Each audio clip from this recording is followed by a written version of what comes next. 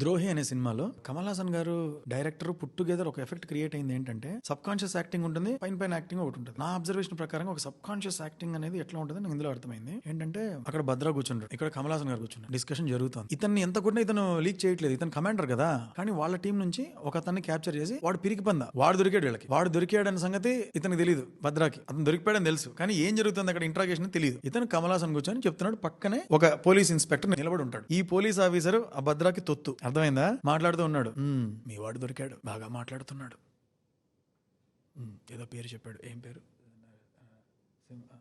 నరసింహం నరసింహం నరసింహం బాగా మాట్లాడుతున్నాడు. నరసింహం, మాలా, సురేందర్, పవన్, కరెక్ట్ పేర్లని చెప్తున్నాడు. మీ వాడు చెప్తున్న వివరాలన్నీ రాసుకోవడానికి మా వాళ్ళ చేతులు పడిపోతూ ఉన్నాయి, అంత ఇన్ఫర్మేషన్ ఇస్తున్నాడు అని ఇలా పెట్టుకుంటాడు. ఇలా కళ్ళు మూసుకొని ఇలా పెట్టుకున్నప్పుడు అతను అద్దాలు పెట్టుకొని ఉంటాడు. నాజర్ టక్కని పక్కన నిలబడి ఉన్నాడే, అతను చూసి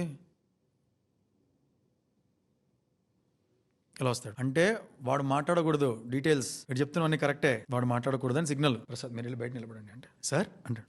బయట నిలబడండి అంటున్నాను. సరే సార్. కమల్ హాసన్ ఇట్లా ఉంటాడు. ఇప్పుడు ఇతను ఇక్కడ నుంచి బయటకు వెళ్ళాలి, అక్కడికి వెళ్ళి ఒక డోర్ ఉంటుంది, ఆ డోర్ తెరుచుకొని బయటకు వెళ్ళిపో. బయటకు వెళ్ళండి అంటున్నాను దగ్గర ఇతను 1, 2 2 స్టెప్పులు అలా వేసి అతని వైపు చూసి ఏదో చేస్తాను చెప్తుంటాడు. ఇతను ఇలా ఉన్నాడు, టక్ టక్ దగ్గర ఆగింది, సౌండ్ రాలా, ఎందుకు వాడు కమ్యూనికేట్ చేస్తున్నాడు. ఇలా చూశాడు, అతను దబేల తర్వాత తీసుకుని వెళ్ళిపోయాడు. ఇది సబ్ కాన్షియస్ అని చెప్పాను కదా ఇందాక. సబ్ కాన్షియస్ ఏంటంటే తెలియని ఒక పోలీస్ బుద్ధి వర్క్ చేస్తే ఎలా ఉంటుంది, పని కట్టుకొని కాదు, ఆటోమేటిక్ గా తన క్యారెక్టరే అది. మామూలుగా దాన్ని ఎలా చేయొచ్చు అంటే క్యారెక్టర్ లో లేకుండా అదొక బ్రిలియంట్ గా చేశాడు మన హీరో అని చెప్పాలన్నప్పుడు అక్కడ ఉన్నాడు అతను, బయటికి వెళ్ళండి అంటున్నాను అన్నప్పుడు అతను వెళ్ళాడు అనుకో, అలా చేయొచ్చు కదా. అలా లేదు, క్యాజువల్ గా చూసే వాళ్ళకి ఇట్లా అమ్మ దొరికాడు అనిపించేటట్టు ఉంటుంది అది. సో అదొక brilliant writing, acting, directing, everything.